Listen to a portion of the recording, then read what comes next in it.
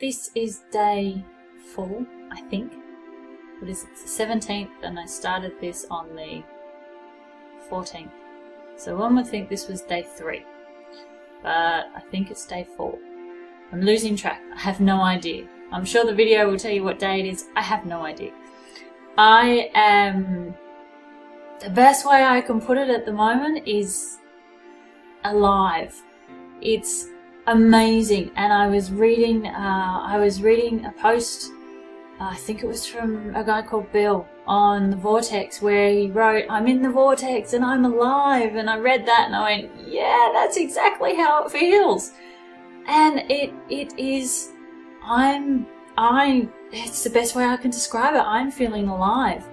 And it's amazing, because I would have thought that with the experiences that I've had over the last 24 hours, I would not be feeling alive. I would think that I would be feeling like crap, and I would be sitting curled up in front of a movie, super depressed and super down and going, oh my God, woe is me. But I'm not. And I am completely amazed. And this video is probably going to end up being quite a long one, so it is possibly going to be a number of different parts. But I'm going to share everything, or as much as I can, about what has happened in the last 24 hours. And something that you may or may not know about me. If you don't know me, you don't know. But if you do know me, you might know. Is that the only consistency within me is my willingness to change.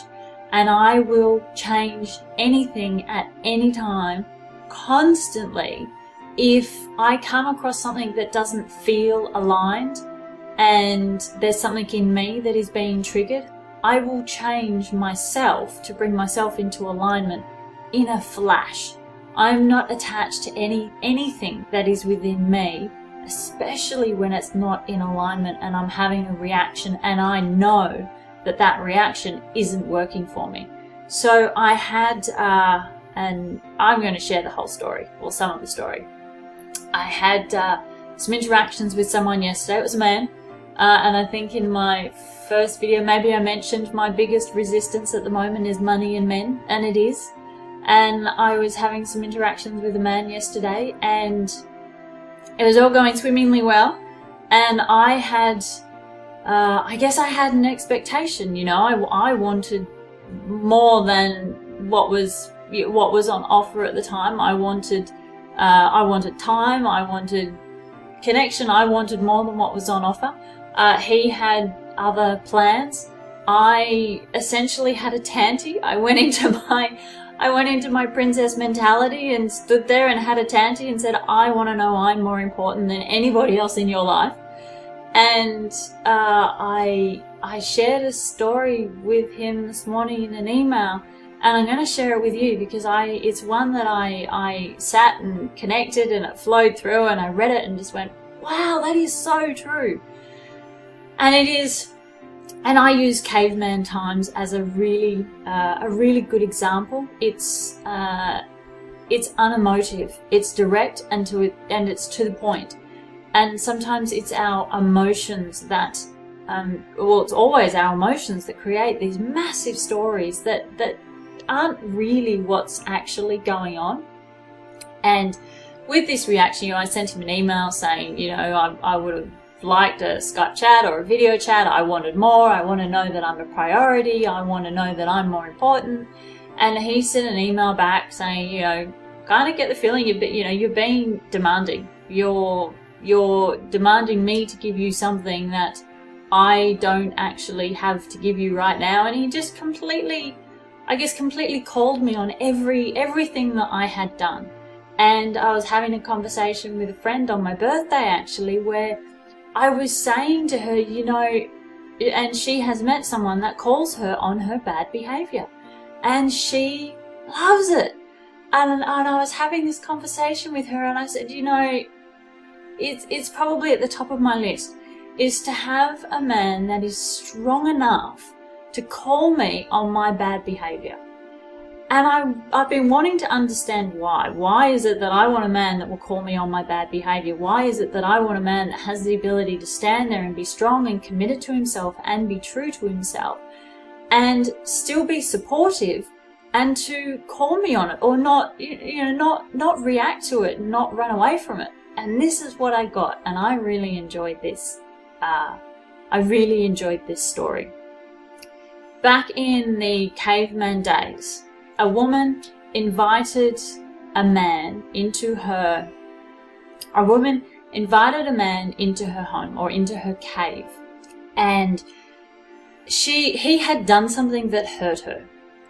And women, we're emotional. We are the emotional center of a relationship. And so we have emotional reactions to experiences. And so, coming back to the story, don't know why I said that. Someone out there needed to hear that. So, coming back to the story, a man did something to hurt this woman. And when the man arrived, the woman was reactive. She went into an emotional state and she reacted. Now, the man is going to do one of three things. One, he's either going to be terrified by what she's doing and he's going to go and cower in the corner. Two, he's going to become aggressive and he's going to try and dominate her, and he's going to keep dominating her until he forces her to submit. Or three, the man is going to stay strong and he's going to stay centered, he's going to stay connected, he's going to be supportive, and he's going to offer her a safe environment to express herself. Now, a lion walks into the den. Man number one is cowering in the corner and he doesn't see the lion. They all die. Man number two is so focused on trying to dominate this woman that he also doesn't notice the lion, and they all die.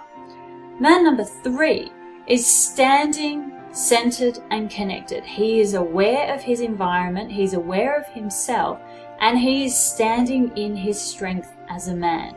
Now, man number three notices the lion, and he, quick as a flash, jumps on it, kills it, and essentially saves the day. Now, for me, what I would have done in the past, and these are the types of men I used to attract to myself, is when I would have these emotional reactions, I would normally attract either man number one or man number two. Man number one would either be cowering in the corner, fear of his life.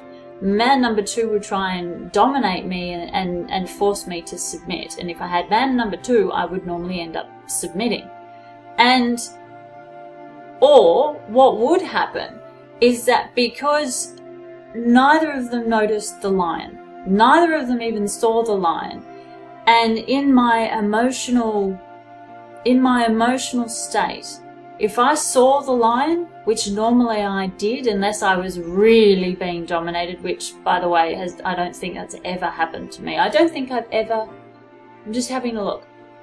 No, I have never not seen the lion coming. So I haven't ever been dominated in that way. So for me, obviously some women out there obviously have been dominated in that way, and they obviously needed to hear that. So for me, what would always happen, I would always attract me number one. Yeah, pretty much number one. I don't think I've ever had a man really dominate me at all. So I always attract men number one. And through attracting man number one, when he's cowering in the corner and I would be having an emotional response or an emotional reaction to something he's done that hurts me, I will see the lion. I will squash all of my emotions down. I will cancel my emotional reaction and I will go and slaughter the lion, and I will take on the masculine role. And not only that, but I will actually welcome that man into my den, and I would end up being the masculine energy. And you can kind of see why all my relationships have ended. Because that's not natural. That's not normal. That's not the essence of what a masculine-feminine balanced relationship is.